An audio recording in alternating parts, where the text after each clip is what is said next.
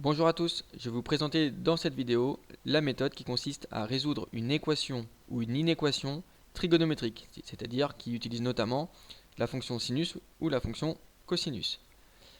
Alors pour résoudre une inéquation trigonométrique, il faut situer dans un premier temps la valeur du cosinus ou du sinus qui est donnée. On va la situer sur l'axe des abscisses ou sur l'axe des ordonnées. Donc si c'est la valeur du cosinus qui est donnée, on va la situer sur l'axe des abscisses. Si c'est la valeur du sinus qui est donnée, on va la situer sur l'axe des ordonnées. Identifier les deux points images correspondant sur le cercle trigonométrique, on aura toujours deux points images. Et en fonction de ces points images, on va pouvoir distinguer tous les réels qui sont associés à cette valeur du cosinus et qui vont être les solutions de notre équation. Si on a une inéquation, on va colorier l'ensemble des points du cercle trigonométrique qui vont correspondre à notre inéquation, qui vont être associés à notre inéquation. Et donc on va pouvoir en déduire les réels correspondants qui vont être les solutions de notre inéquation. Dans mon premier exemple, j'ai l'objectif de résoudre une équation qui est sinus x égale racine de 2 sur 2 dans l'intervalle 0π et ensuite dans l'ensemble des réels. Évidemment, dans cette méthode, on aura besoin des valeurs remarquables, c'est-à-dire que les valeurs racine de 2 sur 2, les valeurs 1 demi, les valeurs racine de 3 sur 2, en positif ou en négatif, sont des valeurs qui vont être utiles puisque ce sont des valeurs qui sont associées à pi sur 3, pi sur 4, pi sur 6 ou d'autres valeurs qu'on le connaît. Donc ces valeurs remarquables qu'on a vues en spécialité maths en première générale, elles vont être utilisées dans cette méthode-là.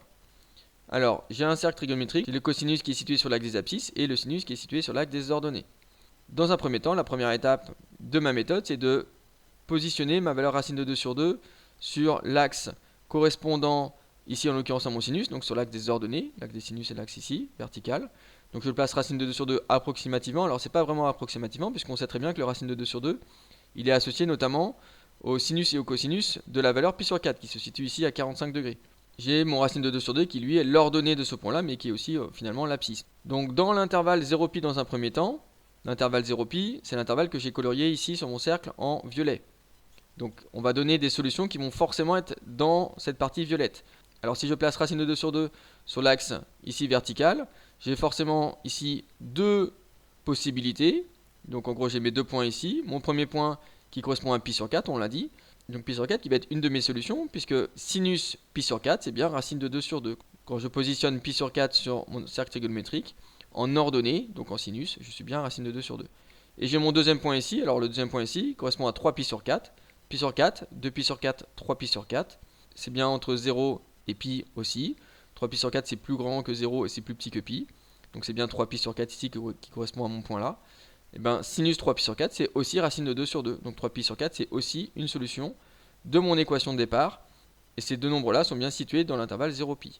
Si maintenant je vais résoudre dans l'ensemble R de tous les réels, évidemment on a toujours ces deux points images qui sont ici, qu'on va réutiliser, puisqu'ici au lieu de me situer dans le demi-cercle supérieur ici, finalement, comme je suis sur tous les réels, finalement je suis sur toute la partie violette, c'est-à-dire tout le cercle trigonométrique. Alors j'ai bien pi sur 4 et 3 pi sur 4 que je vais retrouver, puisque les deux points que j'ai ici sont bien dans ma partie violette. Sauf que j'ai pas que pi sur 4 et 3 pi sur 4, j'ai pi sur 4 plus k fois 2pi, avec k qui est un entier. Donc c'est-à-dire que je peux rajouter un certain nombre de tours, 2pi c'est un tour, je peux rajouter un certain nombre de tours, k c'est un entier. Mais k peut être aussi négatif, c'est un entier relatif. Donc je peux rajouter ou enlever un certain nombre de tours, c'est-à-dire pi sur 4 plus 2pi, pi sur 4 plus 4pi, etc. se positionne ici. Pi sur 4 moins 2pi, pi sur 4 moins 4pi, etc. va aussi se positionner là. Donc tous ces nombres-là sont solutions, puisqu'on est sur l'ensemble R. Et j'ai aussi 3pi sur 4, on va dire à 1, 2, 3 tours près, 4 tours près, un certain nombre de tours près, en positif ou en négatif. Donc j'ai tout ce qui est 3pi sur 4 plus 4 fois 2pi, avec k qui est un entier. Donc voilà mes solutions de mon équation sur l'ensemble R. Exemple 2, deuxième équation, cosinus x égale moins racine de 3 sur 2. On va la résoudre dans l'intervalle pi sur 2 à pi, c'est-à-dire que nos solutions sont forcément des nombres entre pi sur 2 et pi. Et après on va la résoudre dans l'ensemble R. Alors je positionne ma valeur moins racine de 3 sur 2. Alors pas tout à fait au hasard, évidemment ici on est du côté négatif au niveau du cosinus. Donc ça c'est le cosinus, donc je situe bien ma valeur là sur l'axe horizontal, l'axe des abscisses. Donc mon racine de 3 sur 2, en fait il est ici, pourquoi? Parce qu'il va être situé par rapport à ce point là. On sait très bien que racine de 3 sur 2 qui est à peu près ici, en fait racine de 3 sur 2 il est associé au cosinus de pi sur 6, donc qui est ici. Alors cette valeur là, on l'associe à deux points finalement, deux points images ici, que je trouve ici sur mon cercle. Ce point-là, il est associé à 5 pi sur 6. Voilà, c'est une des valeurs qui correspond à ce point image. Là, je suis à pi sur 6, 2 pi sur 6 qui est le pi sur 3, 3 pi sur 6, 4 pi sur 6, 5 pi sur 6, 6 pi sur 6, donc qui est pi. Et là, j'arrive à 7 pi sur 6. Donc là, j'ai deux valeurs qui peuvent correspondre à mes deux points images. Donc si je me situe maintenant dans l'intervalle pi sur 2 à pi, c'est-à-dire en gros, pi sur 2 à pi, je suis sur la partie violette. Finalement, j'ai que le point là qui est dans ma partie violette, c'est-à-dire que j'ai que la valeur 5 pi sur 6 qui est possiblement solution de mon équation, puisque celle-ci n'est pas dans l'intervalle donné. 5 pi sur 6, c'est bien un nombre qui est entre pi sur 2 et pi, sinon il aura fallu rajouter un tour ou enlever un tour par exemple, ou plusieurs tours, hein, pour se situer finalement, pour avoir une valeur qui est bien dans cet intervalle-là. 5 pi sur 6, c'est un peu plus grand que pi sur 2, et c'est un petit peu plus petit que pi. Donc la solution de mon équation, ça va être juste 5 pi sur 6. 7 pi sur 6 n'est pas dans la partie violette. Donc ma solution, c'est simplement 5 pi sur 6. Si maintenant je me situe dans l'ensemble des réels, c'est-à-dire qu'ici je vais être sur tout mon cercle, donc là je vais bien voir maintenant les deux points là qui vont bien être dans ma partie violette de mon cercle, c'est-à-dire que les deux points là sont potentiellement des solutions, on va dire à un certain nombre de tours près, c'est-à-dire que le 5 pi sur 6 à un certain nombre de tours près et le 7 pi sur 6 à un certain nombre de tours près, avec 4 qui est toujours un entier relatif. Donc ici 5 pi sur 6, 7 pi sur 6, évidemment on peut donner d'autres valeurs que 5 pi sur 6 et 7 pi sur 6. On peut donner par exemple 7 pi sur 6 et aussi moins 5 pi sur 6. C'est juste la valeur de k qui va différer ici. Mais en fait ça correspond au même point image.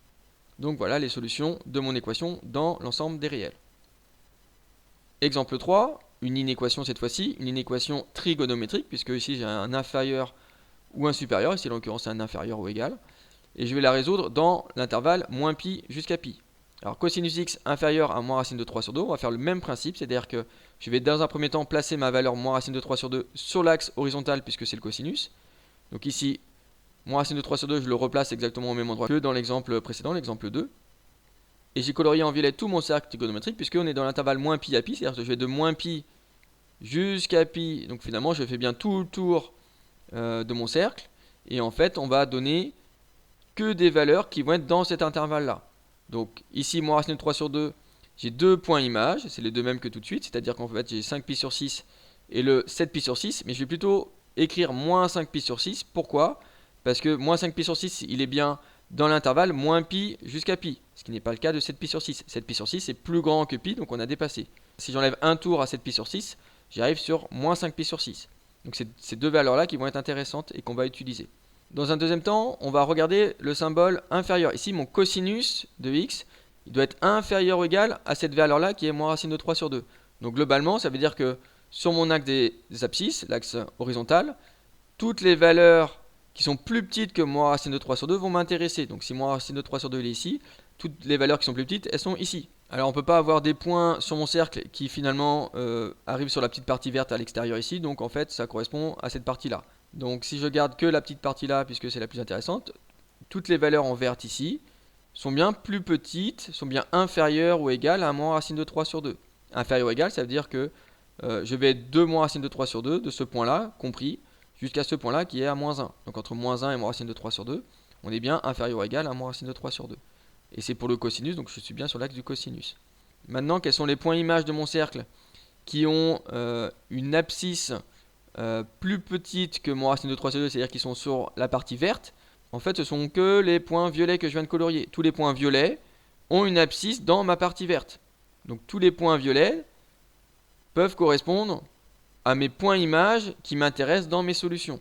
Et donc maintenant, il faut que je donne les valeurs qui vont être les solutions de mon inéquation, mais des valeurs qui sont dans l'intervalle moins pi jusqu'à pi. Alors on a une grande partie violette, mais finalement c'est deux parties violettes distinctes, puisque je commence à moins pi, donc moins pi je suis ici, et je vais jusqu'à la partie là, dans le sens positif, donc je vais de moins pi jusqu'à moins 5 pi sur 6. De moins pi à moins 5 pi sur 6, c'est ma petite partie violette. Dès que je dépasse moins 5 pi sur 6, j'arrive ici. Ça, ce ne sont pas des solutions, on a dit que c'était que la partie violette. J'arrive ici à 5 pi sur 6, donc j'ai mes unions, et j'ai ma deuxième partie qui va de 5 pi sur 6 jusqu'à pi, donc ma deuxième partie violette. Donc finalement, c'est pas réellement un intervalle qui va de 5 pi sur 6 à moins 5 pi sur 6, puisque ça ne s'écrit pas. 5 pi sur 6, il est plus grand que moins 5 pi sur 6, donc je ne peux pas écrire l'intervalle de 5 pi sur 6 à moins 5 pi sur 6. Et si j'écris de moins 5 pi sur 6 à 5 pi sur 6, finalement, ça va être tout le contraire. C'est toute la partie de mon cercle qui est en noir. Donc pour vraiment bien écrire mes solutions qui sont en violette, je vais de moins pi à moins 5 pi sur 6, union, et de 5 pi sur 6 à pi.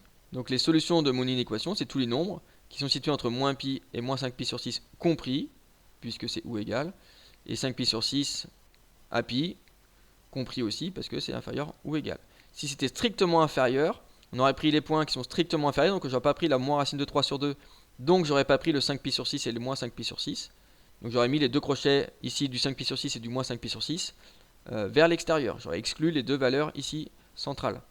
Mais moins pi et pi, dans tous les cas, je les aurais prises puisque c'est le point vert qui est ici. Dans tous les cas, il est bien inférieur à moins racine de 3 sur 2. J'espère que vous avez compris comment résoudre une équation ou une inéquation trigonométrique. Merci de m'avoir écouté. À bientôt.